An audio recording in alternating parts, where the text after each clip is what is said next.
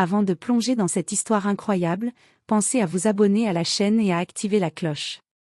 Ici, chaque récit a quelque chose à dire, et vous ne voudrez pas en manquer un seul. Dans le quartier le plus huppé de New York, une immense villa s'étendait sur plusieurs hectares, ses façades de marbre brillant reflétant le soleil matinal. À l'intérieur, chaque pièce respirait le luxe, lustre en cristal, tapis persans, murs couverts d'œuvres d'art modernes. Mais derrière cette façade de perfection se cachait une solitude silencieuse. Robert Sterling, milliardaire à la réputation impitoyable dans le monde de l'immobilier, avait tout ce qu'un homme pouvait désirer, fortune, influence et pouvoir. Pourtant, son plus grand trésor, ses enfants jumeaux Ethan et Emily, n'avaient jamais vu la lumière du jour. Aveugles depuis la naissance, les deux enfants grandissaient dans un monde fait de sons, de textures et de parfums, mais privés de la couleur et de la vision que chaque parent rêverait d'offrir. Les jumeaux vivaient entourés de confort et de technologie dernier cri, mais aussi de distance et de précautions excessives. La villa, bien que somptueuse, semblait froide et silencieuse, chaque pas résonnant comme un rappel de ce que la richesse ne pouvait acheter, la lumière dans les yeux de ses enfants. Un matin d'automne, alors que le vent faisait bruisser les feuilles dorées dans les allées impeccables, Clara Johnson franchit pour la première fois les portes de la villa. Femme modeste et courageuse, au sourire franc et à l'œil attentif, elle ne se doutait pas que sa vie allait bientôt se mêler à celle de Robert et de ses jumeaux, et qu'elle allait accomplir l'impossible, faire entrer la lumière dans un monde plongé dans l'obscurité. Clara Johnson poussa les lourdes portes en bois massif de la villa Sterling, un sac de produits de nettoyage à la main. Son regard curieux balaya la grandeur des lieux, le hall d'entrée était immense, les murs couverts de tableaux modernes et les sols en marbre reflétaient la lumière filtrée par les hauts vitraux. Malgré la beauté de l'endroit, Clara sentit immédiatement une atmosphère de froideur et de distance. Elle fut accueillie par Mrs. Whitmore, la gouvernante, une femme stricte aux lunettes rondes et au regard inquisiteur. « Les enfants sont particuliers », lui dit-elle en la conduisant vers les quartiers privés des jumeaux. « Ils ont besoin de beaucoup de soins et de patience. » Clara hocha la tête, mais un sourire chaleureux éclaira son visage. Elle n'était pas du genre à se laisser intimider par des avertissements. Elle croyait fermement que chaque enfant, quelle que soit sa condition, pouvait ressentir l'amour et la joie. Dans la salle de jeu, Ethan et Emily étaient assis sur un tapis épais, entourés de jouets tactiles et de livres en braille. Les jumeaux, 4 ans, se tournaient vers Clara en entendant ses pas. Leur visage était curieux, mais marqué par une réserve prudente que leur isolement avait forgée. « Bonjour, je m'appelle Clara », dit-elle d'une voix douce mais assurée. « Et vous êtes Ethan et Emily, c'est ça ?» Les jumeaux échangèrent un regard que seuls pouvaient comprendre, puis, doucement, ils tendirent la main vers elle. Clara se pencha, prit leurs mains et sentit une connexion instantanée. Contrairement aux autres adultes de la maison, elle ne les regardait pas avec pitié. Elle les voyait pour ce qu'ils étaient, des enfants curieux, intelligents, pleins de vie et d'imagination. « Je vais vous aider à découvrir le monde, même si vous ne pouvez pas le voir. » murmura-t-elle. Les jumeaux, fascinés par son calme et sa chaleur, se blottirent contre elle, comme s'ils avaient trouvé un refuge inattendu. Ce jour-là, pour la première fois depuis leur naissance, Ethan et Emily sentirent qu'il existait quelqu'un dans ce monde qui comprenait réellement ce qu'ils ressentaient. Et pour Clara, ce fut le début d'une mission, transformer leur vie, éveiller leurs sens, et accomplir l'impossible pour leur offrir la lumière qu'ils n'avaient jamais vue. Les premiers jours passèrent lentement, rythmés par les routines strictes de la villa Sterling. Mais Clara refusait de se contenter de passer le balai et de dépoussiérer les lustres. Elle voyait en Ethan et Emily des enfants en attente d'un éveil, et elle était déterminée à devenir leur guide dans un monde qu'ils n'avaient jamais pu voir. Chaque matin, elle leur proposait de nouveaux jeux sensoriels. Avec des tissus de textures différentes, des cloches, des balles rebondissantes et des flacons parfumés, elle transformait la salle de jeu en un laboratoire d'expériences pour éveiller leurs sens. « Ethan, peux-tu sentir la différence entre ce velours et ce coton ?» demanda-t-elle en tenant les tissus devant lui. « Oui, velours est doux et chaud », répondit-il timidement. Emily, elle, s'exerçait avec les flacons parfumés, reconnaissant l'odeur de la vanille ou de la lavande avant même qu'elle ne prononce un mot. Robert Sterling, observant depuis l'étage, restait silencieux. Il n'avait jamais vu personne se consacrer à ses enfants avec autant de patience et de chaleur. Son cœur, si souvent fermé par le travail et les affaires, se sentit étrangement ému. Les jumeaux, eux, s'ouvrirent peu à peu à Clara. Chaque éclat de rire, chaque exclamation émerveillée, renforçait le lien entre eux. Il commençait à attendre avec impatience ses visites, guidant ses mains vers les objets qu'il voulait explorer et lui parlant de ce qu'il ressentait, avec une maturité surprenante pour leur âge. Clara avait une méthode unique, elle utilisait la musique comme langage universel. Chaque instrument avait son moment, chaque son un rôle. Le piano résonnait dans toute la villa lorsque les jumeaux touchaient les touches, apprenant à distinguer les notes et à reconnaître les mélodies. Ethan et Emily apprenaient non seulement à entendre, mais à voir le monde à travers la musique et les sensations tactiles. Un soir, alors que le soleil se couchait derrière les grandes baies vitrées, Robert s'approcha de la salle de jeu. Il observa les jumeaux s'émerveiller devant un mobile de couleurs et de textures suspendu au plafond. Il riait et parlait à Clara comme s'il connaissait le monde entier. Pour la première fois, Robert réalisa que ses enfants n'étaient pas perdus dans l'obscurité. Quelqu'un, une simple femme de ménage venue de l'extérieur, leur avait ouvert une fenêtre sur le monde. Et il sut que, grâce à Clara, la vie de ses enfants allait changer à jamais. Quelques semaines avaient passé depuis l'arrivée de Clara à la Villa Sterling. Les jumeaux, autrefois réservés et timides, s'épanouissaient maintenant dans leur univers sensoriel. Clara avait instauré une routine quotidienne de jeux tactiles, musicaux et olfactifs, mais elle sentait qu'il manquait encore quelque chose. Elle voulait plus, elle voulait leur offrir une chance de voir le monde. Un après-midi, en feuilletant un rapport médical dans la bibliothèque de la villa, Clara tomba sur un article concernant une thérapie expérimentale combinant stimulation visuelle et auditive pour les enfants aveugles de naissance. Le protocole était encore rare et coûteux, mais les résultats prometteurs. Clara sentit son cœur s'emballer. Elle prit son courage à deux mains et entra dans le bureau de Robert. « Monsieur Sterling, je sais que vous êtes sceptique, mais j'ai découvert une thérapie qui pourrait aider Ethan et Emily à percevoir la lumière. Il faut tenter quelque chose, dit-elle avec passion. » Robert, surpris par l'assurance de cette femme qu'il considérait encore comme une employée, fronça les sourcils. « Clara, vous savez que c'est risqué. Ces traitements sont expérimentaux. Et si cela échoue? Et si cela réussit? Répliqua-t-elle calmement. Nous ne pouvons pas continuer à laisser vos enfants dans l'obscurité quand il existe une chance de leur offrir la lumière. Après un long silence, Robert finit par acquiescer. Il n'avait jamais vu Clara abandonner une idée, ni parler avec autant de conviction.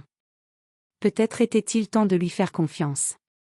Les semaines suivantes furent consacrées à la préparation et à l'adaptation de la thérapie à la vie des jumeaux.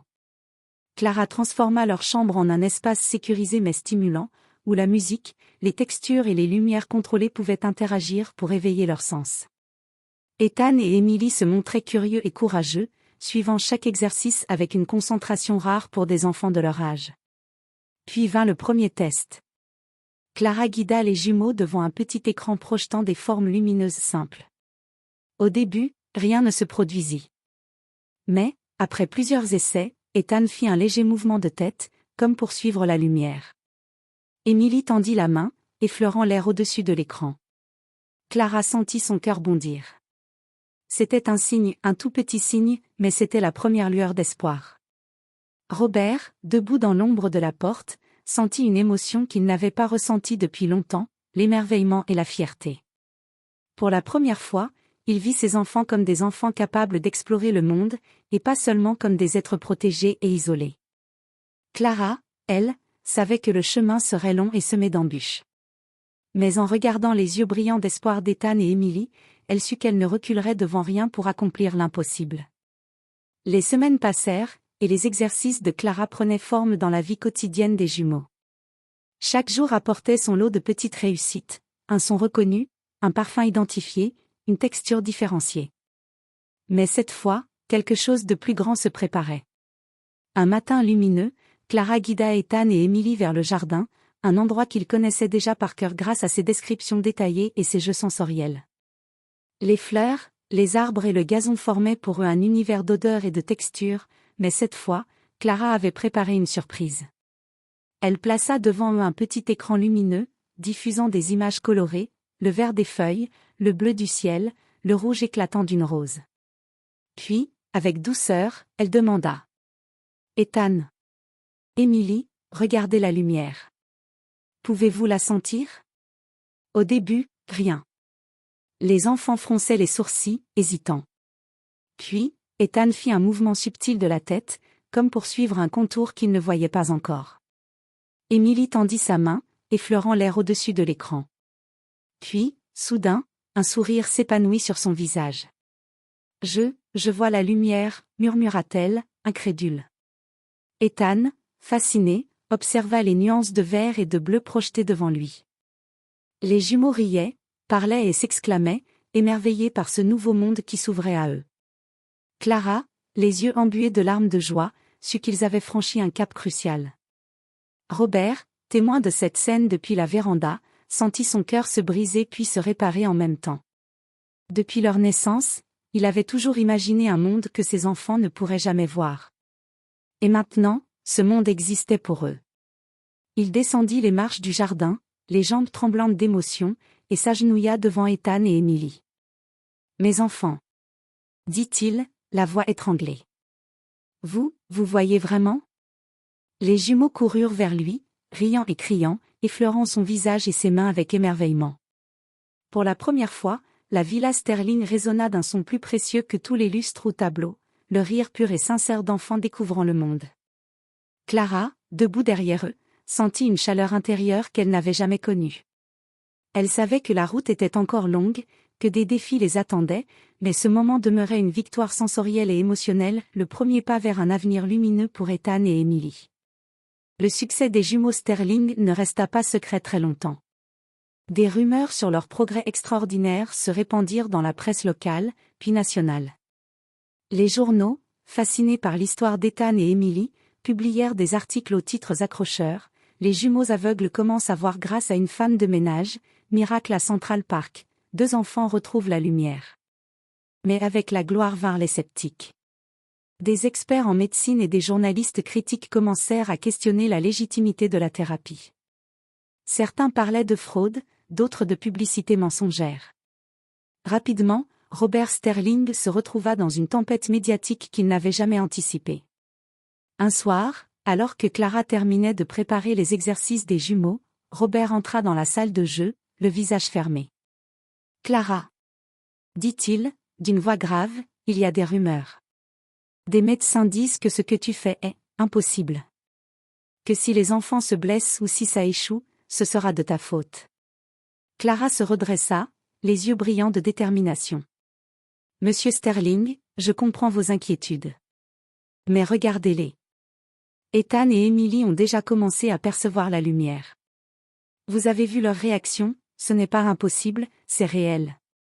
Robert détourna le regard, les poings serrés. Il avait toujours été un homme de logique et de contrôle, habitué à gérer des immeubles et des millions de dollars, mais il ne pouvait pas contrôler la vérité émotionnelle de ce qu'il voyait. Le lendemain, un journaliste de renom se présenta à la villa, caméra et micro en main, prêt à interroger Clara. Mais les jumeaux, au lieu de reculer, se rapprochèrent d'elle, tenant fermement ses mains. Ils avaient confiance.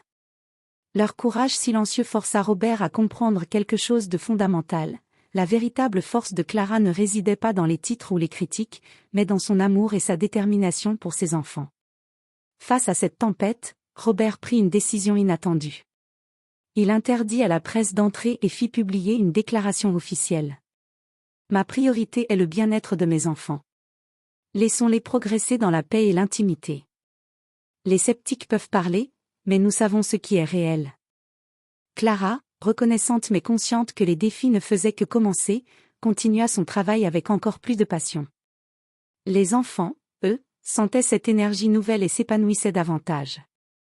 La tempête médiatique avait révélé une vérité que Robert avait longtemps ignorée, la détermination et l'amour peuvent surmonter le doute et la peur.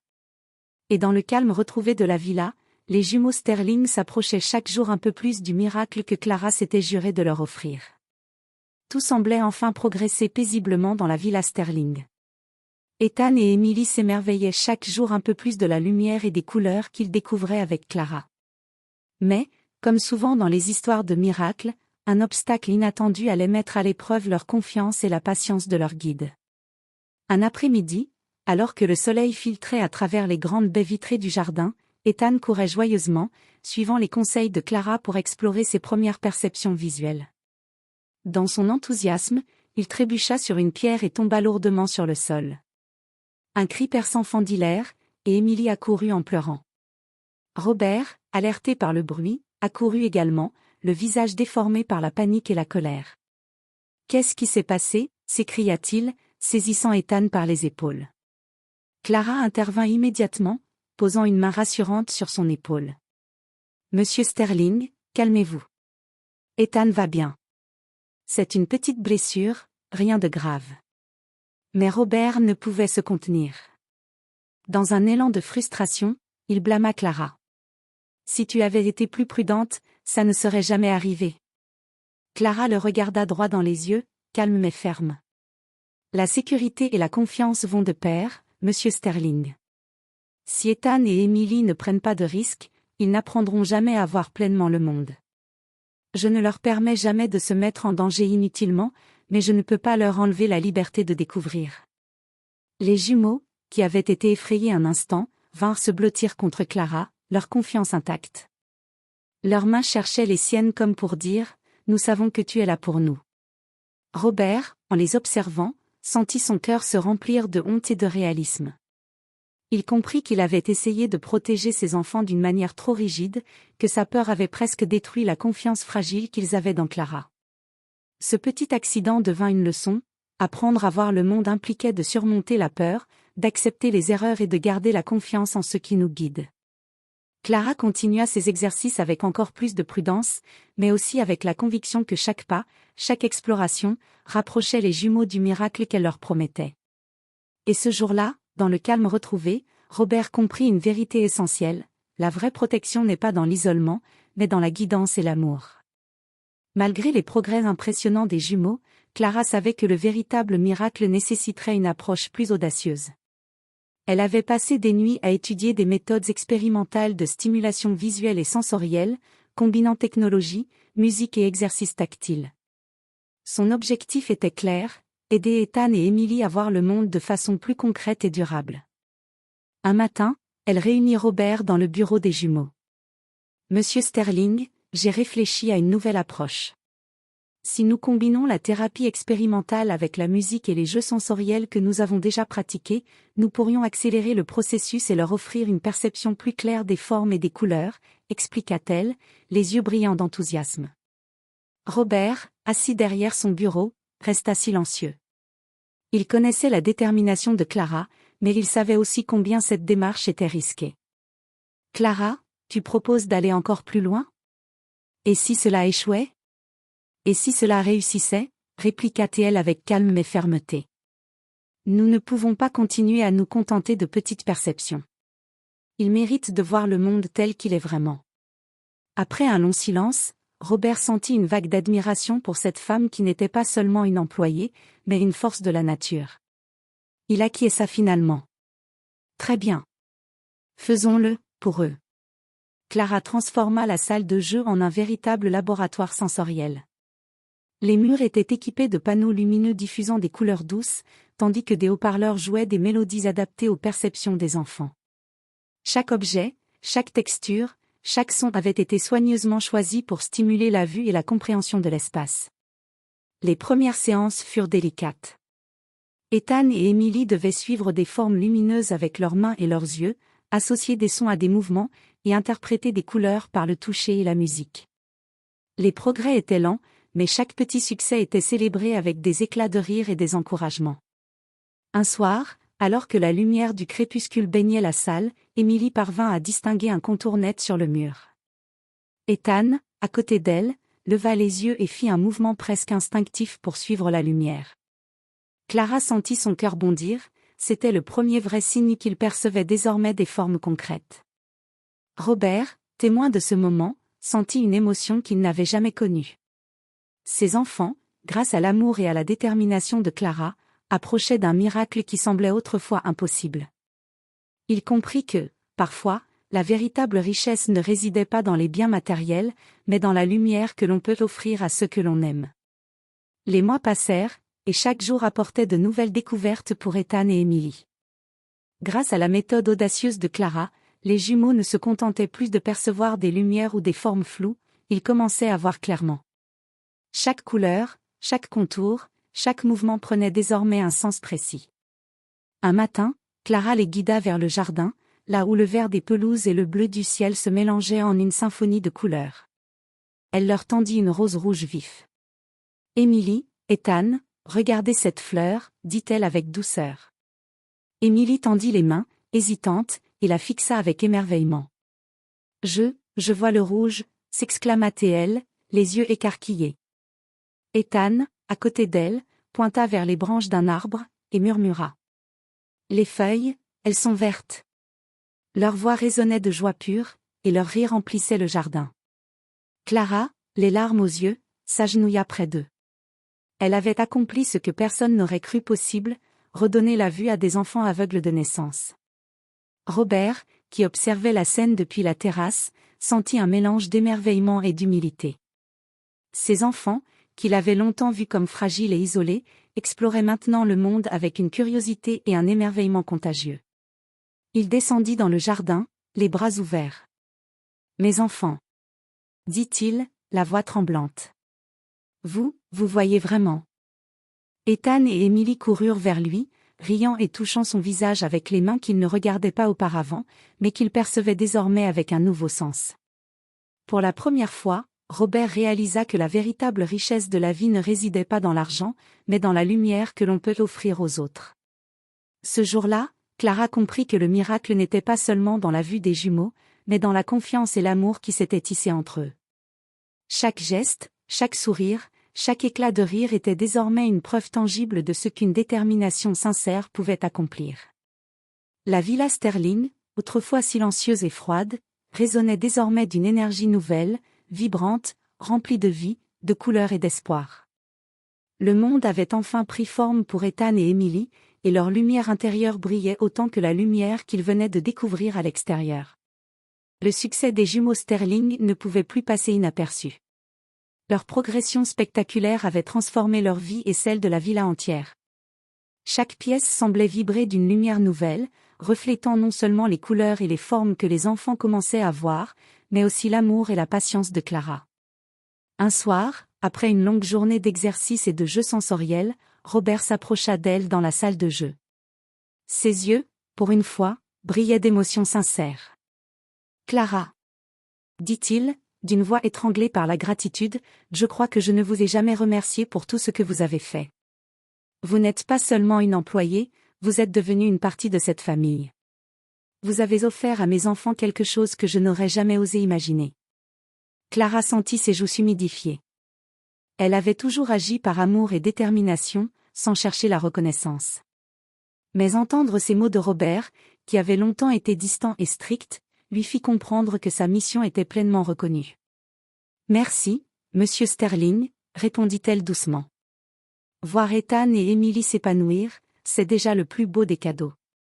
Les jumeaux, assis à proximité, coururent vers elle et l'entourèrent de leurs bras. « Clara » s'exclamèrent-ils à l'unisson. « Merci, merci pour tout. » Robert observa cette scène, émerveillé par le lien indestructible qui s'était tissé entre Clara et ses enfants. Pour lui, c'était une révélation, la vraie grandeur ne résidait pas dans les gratte-ciel ou les comptes en banque, mais dans la lumière que l'on pouvait apporter à ceux que l'on aimait. Dans les jours qui suivirent, Robert prit des décisions qui reflétaient cette nouvelle perspective. Il donna plus de liberté aux enfants pour explorer le monde extérieur, encourageant Clara à les accompagner dans leur découverte. Les jumeaux purent toucher, voir, sentir et comprendre le monde de manière plus autonome, mais toujours sous la protection et l'amour de leur guide bien-aimé. Et ainsi, la villa Sterling, autrefois froide et silencieuse, devint un lieu de joie, de lumière et de confiance. Les rires d'Ethan et d'Emily résonnaient dans chaque pièce, témoignant de la réussite de Clara, de sa patience, de son courage et de son amour sans limite. Pour la première fois depuis leur naissance, les jumeaux ne se sentaient plus isolés dans l'obscurité. Et Clara, fière mais humble, savait qu'elle avait accompli quelque chose de véritablement extraordinaire, transformé l'impossible en réalité. Le printemps était arrivé à New York, apportant avec lui des journées longues et lumineuses. Le jardin de la Villa Sterling était en pleine floraison, et chaque fleur semblait refléter l'émerveillement des jumeaux. Ethan et Emily couraient librement, leurs rires éclatant comme une symphonie dans l'air pur. Clara, toujours à leur côté, les guidait doucement, mais avec moins de contraintes. Ils pouvaient maintenant explorer par eux-mêmes, observer les couleurs, sentir les textures, et même suivre les oiseaux qui passaient au-dessus de leur tête. Chaque mouvement révélait une autonomie qu'ils n'avaient jamais connue auparavant. Robert Sterling, assis sur un banc du jardin, regardait ses enfants et Clara avec un mélange de fierté et d'émerveillement. Il réalisa pleinement que la vraie richesse n'était pas dans l'argent ou les possessions, mais dans l'amour, la confiance et la lumière que l'on pouvait apporter aux autres. Il s'approcha de Clara, et pour la première fois, il la considéra non pas comme une employée, mais comme un membre de la famille. « Clara, merci, dit-il simplement. Vous avez changé notre vie. Les enfants ont enfin découvert le monde, et nous avons tous appris ce que signifie vraiment voir. » Clara sourit, touchée mais humble. Le mérite revient à eux, monsieur Sterling. Leur courage, leur curiosité, c'est ce qui a rendu tout cela possible. Je n'ai fait que les guider. Ethan et Emily s'élancèrent vers eux, leurs yeux brillant d'une lumière nouvelle. Ils montraient à leur père et à Clara chaque nuance de couleur, chaque détail du jardin, et chaque petite merveille qu'ils découvraient avec enthousiasme. Les fleurs, les arbres, le ciel et le soleil semblaient prendre vie dans leurs yeux, et dans le cœur de tous ceux qui les entouraient. Cette journée devint le symbole d'un nouveau départ, la famille Sterling, autrefois enfermée dans l'isolement et la peur, s'ouvrait désormais au monde avec confiance et émerveillement. Clara, par sa patience, son amour et sa détermination, avait accompli ce que beaucoup considéraient comme impossible. Et tandis que le soleil se couchait sur la villa, illuminant le jardin de ses derniers rayons dorés, Robert comprit une vérité simple mais profonde. La lumière que l'on donne aux autres peut transformer non seulement leur monde, mais aussi le nôtre. Les jumeaux, enfin capables de voir le monde dans toute sa splendeur, couraient vers l'horizon, rieurs et libres. Et Clara, à leur côté, savait que son rôle avait été bien plus qu'un simple travail, elle avait redonné la lumière à des vies entières.